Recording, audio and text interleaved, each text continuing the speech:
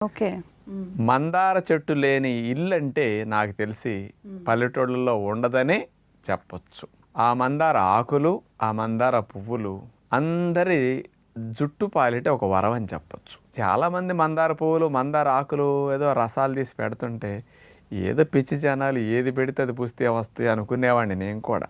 కానీ ఏంటి ఇంతంతమంది మందార మందార మందార ఎవరి నోటిన్నా మందార అంటున్నారని దాన్ని అసలు సైంటిఫిక్ స్టడీస్ ఏమైనా ఉన్నాయా, ఎవరైనా చేశారా అని వెరిఫై చేసాం.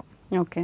40 పరిశోధనా పత్రాల యొక్క సారాంశాన్ని అమెరికా దేశం వారు 2015 సంవత్సరంలో రట్గర్స్ యూనివర్సిటీ యుఎస్ఏ వారు వాళ్ళు ఇచ్చినవి.